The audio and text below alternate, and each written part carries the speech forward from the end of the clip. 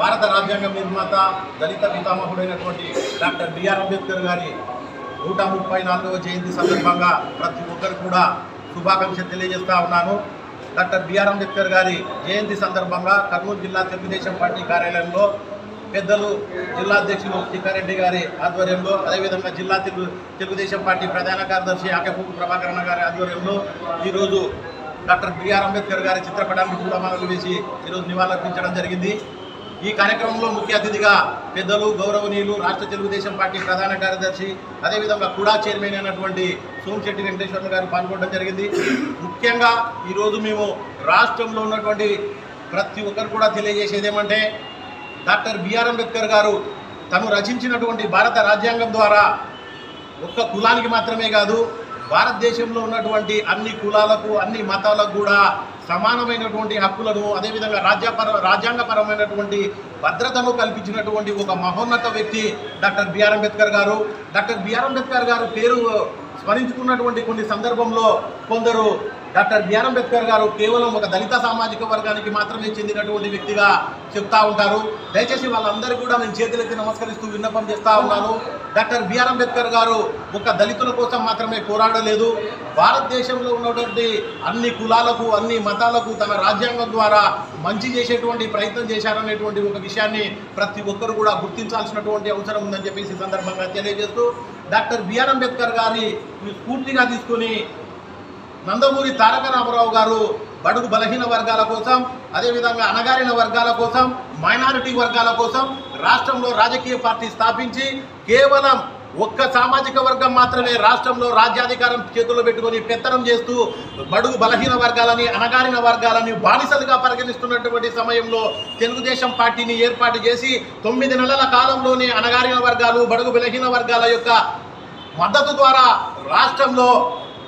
బడుగు బలహీన వర్గాలను అధికారంలోకి తెచ్చినటువంటి వ్యక్తి, అణగారిన వర్గాలను రాజ్యాధికారంలో తీసుకుని వచ్చినటువంటి వ్యక్తి నందమూరి తారక రామారావు గారు అని చెప్పేసి సందర్భంగా నేను తెలియజేస్తా ఉన్నాను. నందమూరి తారక రామారావు గారి అడుగుజాడల్లో పయనిస్తూ ప్రియతమ నేత నారా చంద్రబాబు నాయుడు గారు దళిత సామాజిక వర్గానికి సంబంధించినటువంటి ఆడబిడ్డ ప్రతిభా భారతి గారిని అసెంబ్లీ స్పీకర్ను చేయడం జరిగింది. అదేవిధంగా దళిత సామాజిక వర్గానికి సంబంధించినటువంటి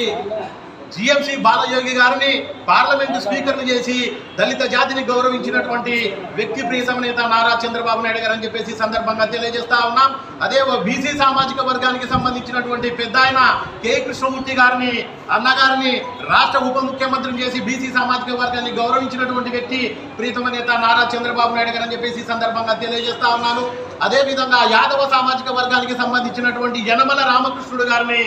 తెలుగుదేశం పార్టీ పోలిట్ బ్యూరో సభ్యులుగా మంత్రిగా ఆయనను నియమించి అన్ని వర్గాలను అన్ని కులాలను గౌరవించినటువంటి వ్యక్తి ప్రియతమ నేత నారా చంద్రబాబు నాయుడు గారు అని చెప్పేసి సందర్భంగా మేము తెలియజేస్తా ఉన్నాం. ఈ రోజు వరకు కూడా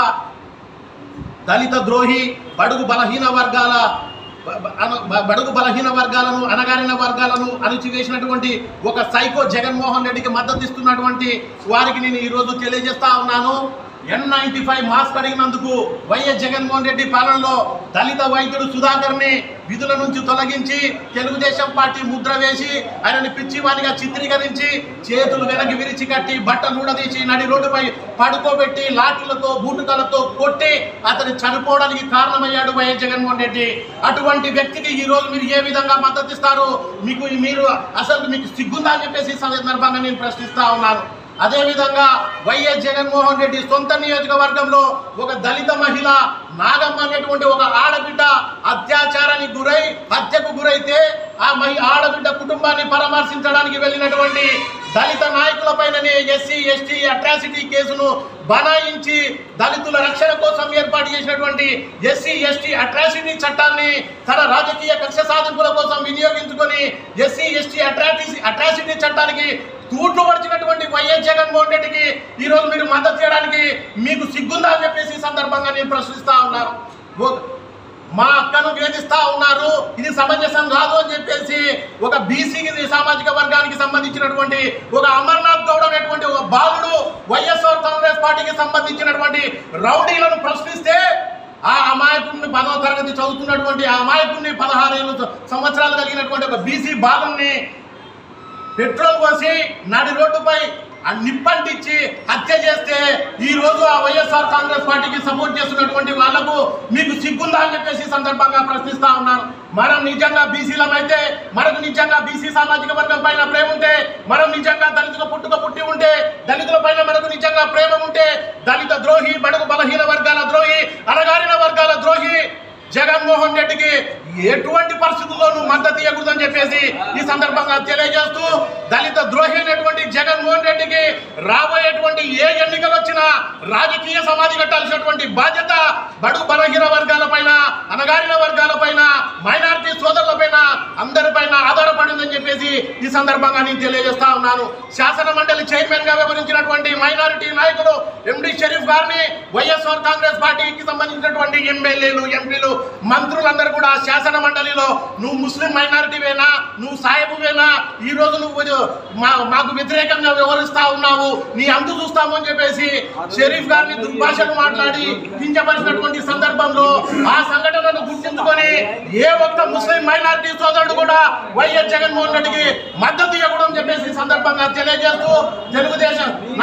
డాక్టర్ బిఆర్ అంబేద్కర్ గారి అడుగుజాడల్లో సామాజిక న్యాయం అనేటువంటి సిద్ధాంతానికి కట్టుబడి బడుగు బలహీన వర్గాలకు, అణగారిన వర్గాలకు, ముస్లిం మైనారిటీ వర్గాలకు, ఎస్టీ వర్గాలకు అండగా నిలిచినటువంటి తెలుగుదేశం పార్టీకి, నారా చంద్రబాబు నాయుడు గారికి ఎస్సీ, ఎస్టీ, బీసీ, మైనారిటీ వర్గాలన్నీ కూడా అండగా నిలబడాల్సినటువంటి నైతిక బాధ్యత మనందరి పైన ఉంది అని చెప్పేసి తెలియజేస్తూ, ఈ అవకాశం ఇచ్చినటువంటి పెద్దలందరూ కూడా హృదయపూర్వక నమస్కారాలు తెలియజేస్తూ ముగిస్తా ఉన్నారు. జోహార్ అంబేద్కర్, జోహార్ అంబేద్కర్, జై తెలుగుదేశం, చంద్రబాబు గారి నాయకత్వం, నారా లోకేష్ బాబు గారి నాయకత్వం.